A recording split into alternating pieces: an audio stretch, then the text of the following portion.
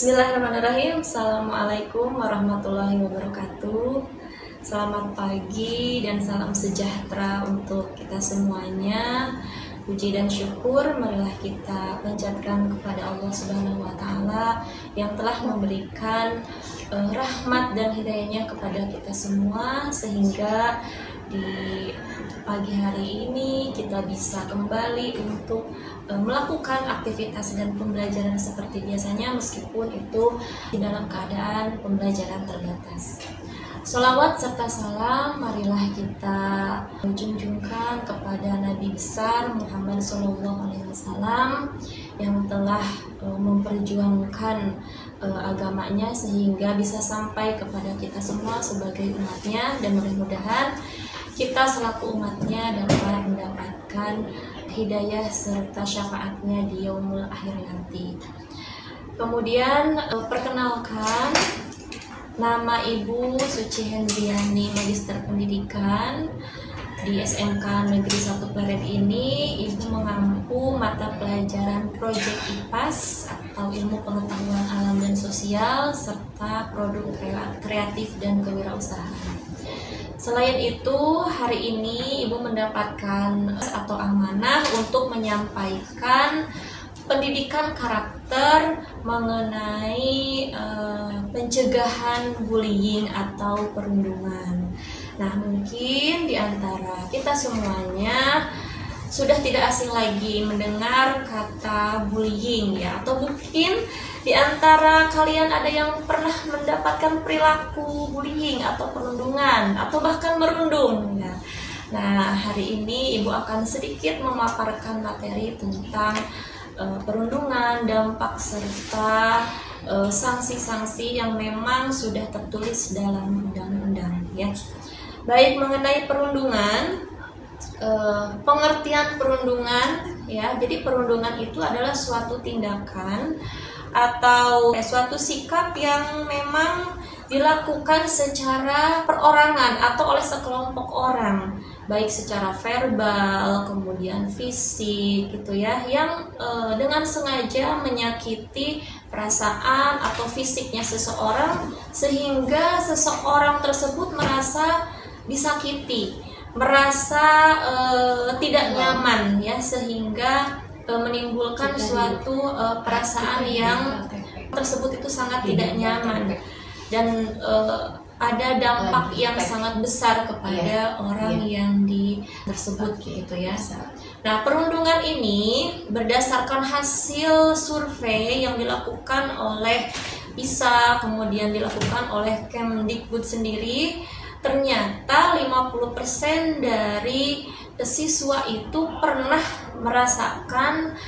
mengalami bullying atau perundungan, dan tempatnya itu di sekolahnya, ternyata seperti itu. Maka Ibu menghimbau gitu ya, supaya kalian semuanya termasuk Ibu dan kita semuanya untuk secara tegas menolak adanya sikap bullying atau perundungan gitu ya.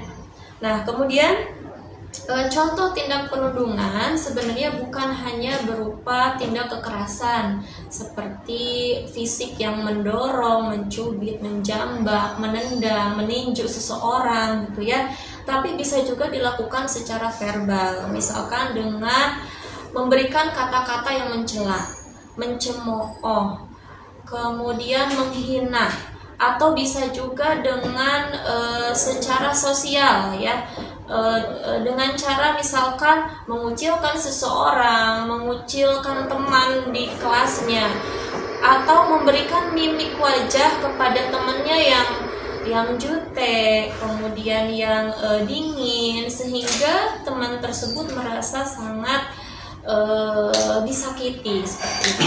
Bahkan yang lebih parahnya lagi adalah cyberbullying atau bullying yang dilakukan di media sosial gitu ya, dan itu juga merupakan termasuk salah satu contoh dari tindakan bullying. Kemudian ada beberapa dampak ya, dari proses bullying itu sendiri. Dampaknya yang pertama adalah secara akademis. Nah, secara akademis ini teman kalian yang dibully itu bisa saja menjadi tidak ingin pergi ke sekolah, sehingga tingkat kehadiran di kelasnya itu menjadi sedikit. Nah, dia jadi malas untuk melakukan atau mengerjakan tugas, kemudian malas untuk bersosialisasi. Nah, efeknya apa? Sehingga akademisnya menurun, rankingnya menjadi kurang bagus, seperti itu ya. Kemudian selain dampak akademis juga ada dampak fisik, ya, misalkan seperti memar. Kalau misalkan yang bullyingnya tersebut adalah bullying secara fisik, ya, memar, sakit, kemudian badannya menjadi tidak enak gitu ya, seperti itu. Kemudian ada juga dampak yang lainnya, yaitu dampak emosional. Nah, dampak emosional ini orang yang terkena bullying itu dia menjadi yang mudah nangis, mudah marah, mudah menyalahkan diri sendiri, bahkan mungkin dia menyimpan rasa dendam yang efeknya nanti itu akan menjadi pemicu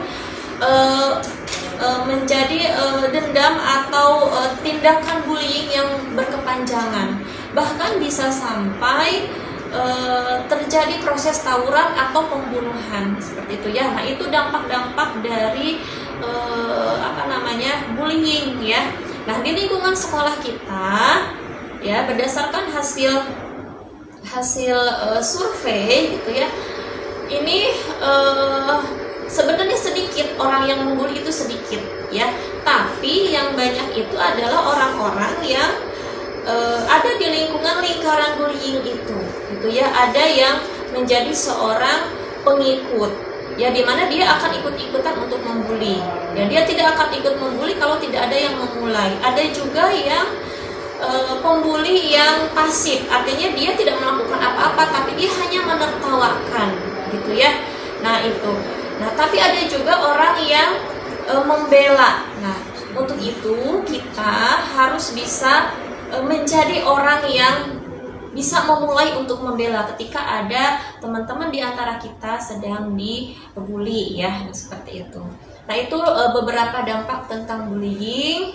Kemudian mengenai sanksi, itu ada beberapa sanksi dari tindakan bullying, di antaranya menurut Permendikbud tahun 2015 nomor 82, sanksi dari tindakan bullying itu diantaranya yang pertama berupa teguran, yang kedua adalah pencopotan jabatan kalau misalkan itu dilakukan oleh aparat pemerintah atau seorang. Kalau misalkan di lingkungan sekolah mungkin bisa saja dikeluarkan dari sekolah tersebut. Nah, kemudian ada lagi sanksi berupa cyberbullying, itu diantaranya sampai penjara sekitar 6 tahun penjara, seperti itu ya. Nah, itu dampak bahkan sanksi mengenai tindakan bullying. Nah, Ibu harap setelah kalian menonton atau melihat dan memahami materi tentang bullying, supaya kita menindak secara tegas untuk menolak adanya perundungan atau bullying di lingkungan, minimal di lingkungan sekolah kita, ya. Nah, semailah persahabatan, hindari perundungan, ayo akur, jangan tempur, dan katakan no untuk bullying. Terima kasih. Assalamualaikum warahmatullahi wabarakatuh.